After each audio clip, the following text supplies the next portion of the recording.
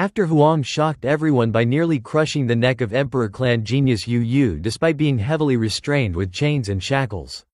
The crowd was horrified, realizing that if Huang had not been sealed, he might have killed an Emperor clan member on the spot.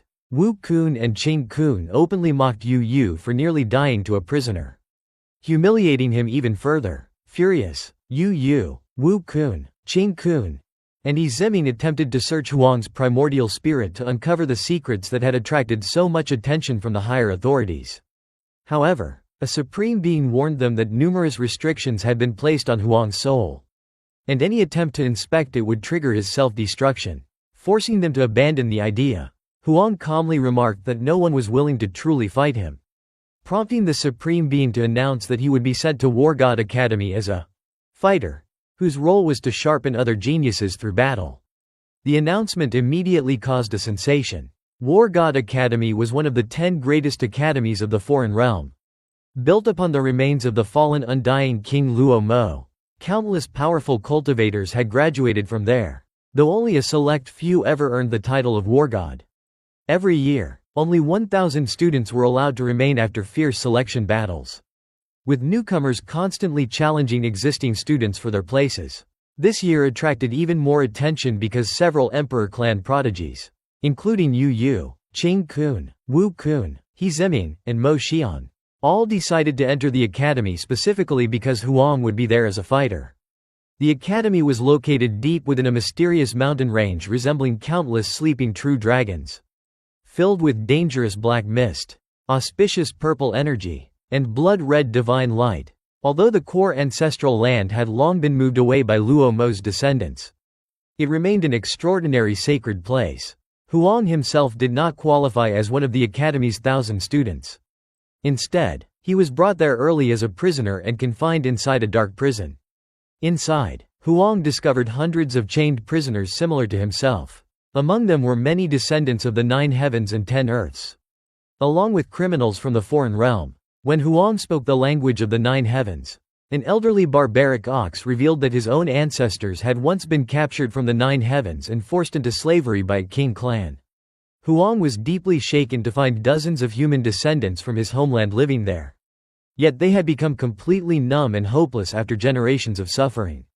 The old barbaric ox explained that many captives from the 9 heavens had been enslaved after being defeated in past wars. They were sent to academies and powerful clans as expendable fighters whose purpose was to battle talented students, allowing those geniuses to gain combat experience through life and death struggles. Most eventually died in this role. Learning this filled Huang with grief and fury, especially knowing that the descendants of those who had resisted until the end were condemned to such miserable lives, while traitors who had defected to the Foreign Realm continued to prosper. Several days later, after the academy finalized its 1,000 students, the prison gates were opened and the prisoners prepared to begin their brutal fate. While the old barbaric ox sighed that their tragic destiny had arrived, Huang's eyes blazed with killing intent. Instead of accepting humiliation, he declared that if the academy's geniuses dared treat them as disposable tools, he would show them that true war gods could still rise even while wearing shackles. The Great Dao Palace, a massive floating palace within War God Academy, was one of the academy's greatest cultivation sites where supreme experts regularly lectured on the Dao. Filled with chaotic mist, natural laws, and the source energy of all living beings, it could hold hundreds of thousands of people, though only 8,000 disciples were allowed to cultivate there. Besides serving as a place to comprehend scriptures, it also functioned as a brutal combat arena. Shi Hao and the other prisoners were brought there from the Black Prison. The old barbaric ox trembled upon arriving because every previous visit had subjected him to unbearable torture. When Shi Hao arrived, a supreme being was concluding a lecture on the Tao. Although he had missed most of it, the profound Tao laws, golden lotus manifestations, dragons, phoenixes, and countless divine symbols still left him deeply shaken. After the lecturer departed, several half-step Supreme Being elders remained behind to answer the disciples' cultivation questions through practical demonstrations. One elder explained that every cultivator possessed different limits and that true potential could only be revealed by constantly breaking through one's physical boundaries. To prove this, he selected a fighter, a slave or condemned criminal used solely as a cultivation tool. and forced him to resist overwhelming pressure. As the fighter's bones shattered, flesh split apart, and blood poured from every wound, hidden potential within his body gradually awakened. The elder calmly pointed out the glowing areas where divine power emerged, explaining that a cultivator's greatest potential often surfaced only when approaching death. Shi Hao watched with icy eyes as the elders treated the fighters like disposable objects rather than living people. Although the battered fighter barely survived, Shi Hao was disgusted by the academy's ruthless methods of pursuing cultivation. Another disciple then asked how to harness the power of heaven and earth to suppress enemies. The elder responded that true mastery came from resonating with the natural laws of the world and becoming one with heaven and earth. To demonstrate, he selected the old barbaric ox, effortlessly bypassed its defensive techniques using the formless power of the great Tao instead of ordinary ancestral methods, shattered its protective barriers, broke one of its horns, and left it gravely injured. The elder then allowed the disciples to practice for themselves. Chaos immediately erupted throughout the great Tao Palace as students experimented with body potential, combat techniques, and natural laws by using the fighters as living test subjects. Many fighters were severely injured or killed, leaving blood covering the palace floor. The old barbaric ox bitterly remarked that simply surviving another session was already fortunate. Eventually, Shi Hao was also chosen to spar with one of the academy's geniuses. However, despite his disheveled appearance and partially covered face, many people recognized him as Huang, causing a huge commotion throughout the palace.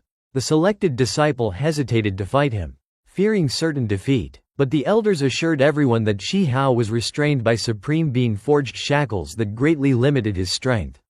The half-step Supreme Being used Shi Hao as another teaching example, claiming that even the famous Huang had become a helpless prisoner and encouraging the disciples to use the power of heaven and earth to suppress him. Numerous geniuses attacked together, attempting to overwhelm him with the so-called greater force of the world. However, despite the heavy shackles, Shi Hao's body erupted with dazzling divine light.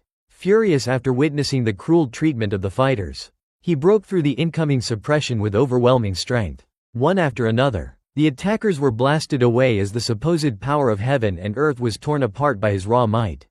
Then Shi Hao swung the iron chains binding him around one disciple's neck and violently twisted them, instantly snapping the man's neck and sending his head flying. Blood splashed across the already stained Great Tao Palace, and the atmosphere changed completely. The death of an ordinary fighter had meant little to the academy, but the death of one of War God Academy's own geniuses enraged everyone present, filling the palace with furious shouts and accusations. Huang shocked everyone in Great Tao Palace by beheading a War God Academy genius during a training session, an event almost unheard of since the academy's disciples had always been the ones slaughtering their sparring partners. The elders were enraged after discovering the disciples' primordial spirit had been completely destroyed, making resurrection impossible. Although some wanted to execute Huang immediately, higher authorities had ordered that he remain alive for the time being, forcing the elders to suppress their anger. Huang remained calm, knowing that despite his miserable status as a prisoner, his unique value still protected him from immediate death. Meanwhile, anxiety spread throughout the immortal domain because powerful undying kings like Anlin and Shudo had yet to return from the burial land, raising concerns despite widespread confidence in their strength. At the same time, many academy disciples became eager to challenge Huang after hearing of his defiance. Later, in Weapon Hall, where disciples studied the cultivation of weapons, Huang and the other prisoners were once again used as living training targets. This time his shackles were reinforced to prevent another incident. A half-supreme explained the cultivation of vicious blood weapons by demonstrating with a blood-red spear that pierced several prisoners, instantly killing some while draining others of their blood. When the old barbaric ox beside Huang was impaled by a blood sword and nearly drained dry, Huang could no longer endure it. Using only the strength of his shackled body, he smashed the blood sword apart. Seeing this, the instructor deliberately encouraged the academy disciples to use Huang's extraordinary blood to nourish their vicious weapons. A King Clan cultivator attacked first with a heaven-gathering parasol, followed by many others wielding blood-soaked weapons in hopes of revenge. Despite wearing 2 layers of shackles that completely sealed his cultivation, Huang relied solely on his overwhelming physical strength to destroy the parasol and then shattered numerous other weapons with his chains. Their owners suffered severe backlash and coughed up blood as their treasured weapons were destroyed. Unable to tolerate the humiliation any longer, the half-supreme hastily ended the lesson. Although many disciples were injured, none died, leaving even scripture lecturers wondering whether Huang's strength had simply become overwhelming or whether the academy's elite had become embarrassingly weak. 2 days later, an even greater disaster struck in Magical Force Hall. Instead of serving as sparring targets, Huang and the other prisoners were used in a brutal experiment. The other prisoners were crushed to death by the overwhelming magical pressure almost immediately after entering. Huang, however, was placed inside a movable divine gold prison after his shackles were removed and pushed deep into the hall by the Academy's disciples, who wanted to test the limits of his magical resistance while enjoying his suffering. Unknown to them, Huang had perfected his magical force immunity over the years. His ability had evolved beyond merely resisting magical attacks. It could now disrupt and nullify the magical force of others. As the disciples advanced deeper into the hall, Huang activated this ability, causing the magical protection surrounding over 100 Academy elites to collapse instantly. Without their defensive magical force, they were crushed by the hall's terrifying pressure, with bodies exploding into clouds of blood one after another. Despite desperate rescue efforts by a furious half-supreme, 83 elite disciples were killed in the catastrophe. The Academy was thrown into chaos, with many furious elders calling it an unforgivable disaster. News of the massacre quickly spread throughout War God Academy. The young geniuses of the Emperor clans, who had previously ignored Huang while exploring the academy left behind by an undying king, finally decided he had proven himself worthy of becoming their training target. However, before they could challenge him, they learned that the powerful Gu clan, an ancient clan equal in status to the Emperor clans and descended from the Nine Heavens, had already taken Huang away. After being taken away by the Gu clan, Huang's whereabouts became the center of attention. The Emperor clan youths, including Mo Xian, Wu Kun, Qing Kun, and Yu Yu, investigated and discovered that he had been confined inside the Medicine Refinement Hall. The Gu clan, one of the powerful clans originating from the Nine Heavens, had requested custody of Huang because they wanted to investigate his past and uncover the secrets hidden within him. However, the upper ranks of War God Academy were divided. Some supported handing Huang over to the Gu clan, while others feared the Gu clan's methods were too cruel and might cripple or kill him. Since the Undying Kings had not yet returned from the ancient burial land, no final decision could be made, so Huang was temporarily detained in the Medicine Refinement Hall. The hall was sealed off, and many disciples gathered outside after hearing the news. Rumors spread that Huang was about to be punished, while some celebrated because they considered him a ruthless enemy. When the gates finally opened, Wu Kun, Yu Yu, and the others entered, only to find themselves blocked by powerful formations. Deep inside the hall sat 3 supreme beings, one from the Gu clan, one from the fearless lion bloodline, and one from the fallen ancient monk bloodline. Their appearance shocked everyone, as these clans all traced their origins back to the Nine Heavens. The disciples were horrified to discover an ancient medicinal furnace burning before the 3 supreme beings. They quickly realized Huang was inside the furnace being refined. Another supreme being soon arrived, explaining that this dangerous process was necessary if they wished to search Huang's memories without triggering restrictions inside his sea of consciousness that would cause his primordial spirit to self-destruct. The Gu clan's supreme being personally controlled the Dao flames beneath the furnace and stated that, if necessary, Huang could later be taken to the Gu clan's legendary Yin-Yang furnace, which could reverse heaven and earth and reveal every secret hidden within him. As the refinement continued, the furnace emitted dazzling multicolored light. The Gu clan elder confirmed that Huang was indeed inside. Instead of immediately killing him, they were attempting to extract the human-grade medicine hidden within his body, believing his physique contained extraordinary treasures. While many feared Huang would die, the Gu clan insisted they had confidence in the process. They also claimed that, if successful, the refinement might even benefit Huang rather than destroy him. While refining Huang, the Gu clan's supreme being unexpectedly began teaching Dao scriptures to the gathered disciples. He explained that cultivation resembled gathering medicinal ingredients and that the great Dao itself was like medicine. According to him, refining Huang was equivalent to harvesting the supreme medicinal essence hidden inside a cultivator's body. As everyone watched, Huang's flesh, blood, and essence gradually separated under the power of yin and yang. Mysterious, human body medicinal flowers bloomed from every piece of his flesh. And eventually even his skull was removed, exposing his primordial spirit to the refining process. More supreme beings arrived during the refinement, including one surrounded by immortal energy and another believed to be from an emperor clan. They emphasized that Huang's primordial spirit must not be harmed and insisted that, if the current method failed, he should be transported to the Jiyu clan's yin-yang furnace instead. The fearless lion supreme being, however, believed they were already treating Huang too leniently. The Jiyu clan's supreme being remained calm and confident, declaring that the Jiyu clan alone was responsible for carrying out the refinement and that everyone else only needed to observe. As they were certain of their methods, Jiyu clan remained one of the strongest forces, and its supreme being ignored both the fearless lion's complaints and the emperor clan's objections while continuing to refine Shi Hao inside the medicinal furnace. The overwhelming pressure from the Jiyu clan elder silenced everyone present, including the young emperor clan prodigies and War God Academy students. As the furnace glowed brighter under the great Tao flames, it gradually became transparent, allowing everyone to witness Shi Hao's horrifying condition. His blood essence, flesh, and divine power were extracted and refined into a glowing medicinal paste, convincing the spectators that he was beyond saving. Even those who hated him felt pity after seeing such a cruel fate. The old fearless lion praised the process as the legendary method of harvesting human body great medicine, claiming that the refined essence of a powerful cultivator surpassed any natural treasure. While Jiyu clan's elders silently controlled the flames, Shi Hao's bones separated from his flesh, cracked apart, and his primordial spirit endured unimaginable agony. The suffering was so extreme that even experienced cultivators like Mo Xian, He Ziming, and Yu Yu felt chills simply watching it. Fallen ancient monk recognized the technique as the legendary yin-yang refinement, which dismantled every aspect of a cultivator's life force.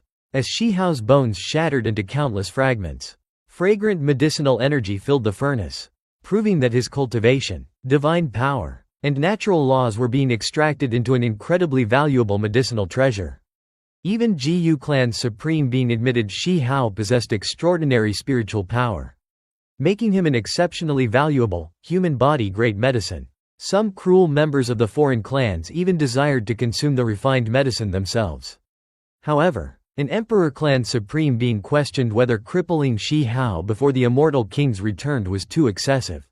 Worrying about the consequences, the old fearless lion dismissed the concern, insisting that as long as Shi Hao's primordial spirit survived, the immortal kings could still search his memories. Many believed Jiyu clan's elder was acting even more ruthlessly than the foreign invaders, perhaps intentionally destroying one of the nine heavens' greatest talents before he could become a future threat.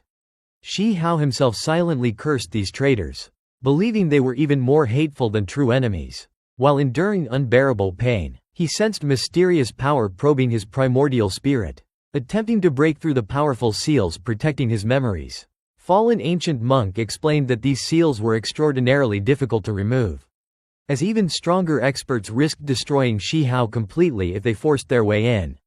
Suddenly, the sound of divine chains of order breaking echoed from inside the furnace, alarming every supreme being present.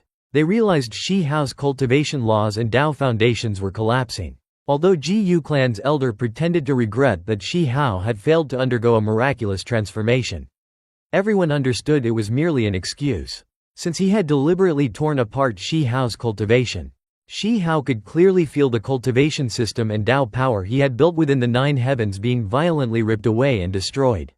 For any cultivator, there could be no greater despair than watching every achievement of a lifetime shattered before their eyes. Shi Hao was overwhelmed by grief and rage after realizing that everything he had achieved through countless hardships had been destroyed. Although he had expected a tragic fate after entering the foreign realm, he never imagined such a cruel outcome. His cultivation had been ruined, his future seemed hopeless, and death almost felt like a release. Even so, he refused to surrender or take his own life, remaining determined to resist fate until the end. The Jiyu clan elder coldly dismissed the severity of the situation, claiming Shi Hao was only half-crippled because his primordial spirit still existed. While many of the foreign experts were horrified by how ruthless the punishment had become, Even the Emperor Clan Supreme Being and the golden-furred old lion criticized the Ji clan elder for going too far. As Shi Hao's body was refined inside the furnace, his flesh, bones, organs, and essence were extracted, while his primordial spirit steadily weakened.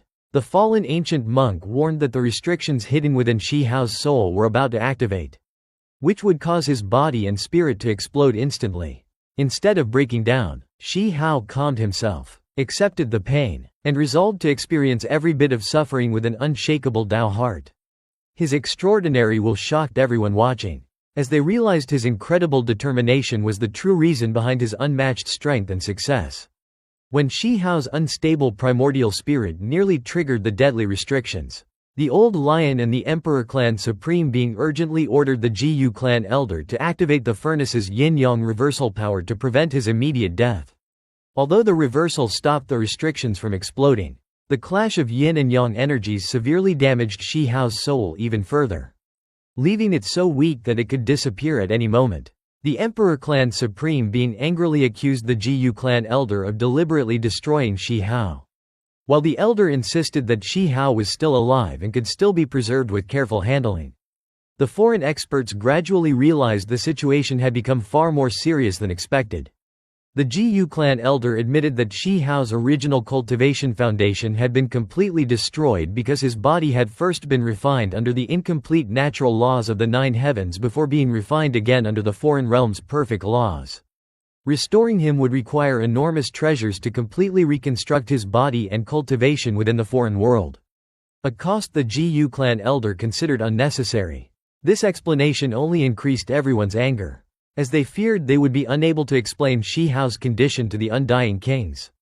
Several days later, more supreme beings from different clans arrived and strongly opposed sending Shi Hao into the Ji clan's true yin-yang furnace, believing he would almost certainly die there. The Ji clan defended its actions, arguing that only the true furnace could completely refine Shi Hao and possibly remove the restrictions within his primordial spirit. Others rejected this idea, insisting that the furnace itself was too dangerous, concerned that the undying kings might have greater plans for Shi Hao and would become furious if he died. Many experts demanded that his condition be reversed instead. They ultimately proposed reforging Shi Hao's body and cultivation completely within the foreign world so that he could recover rather than perish.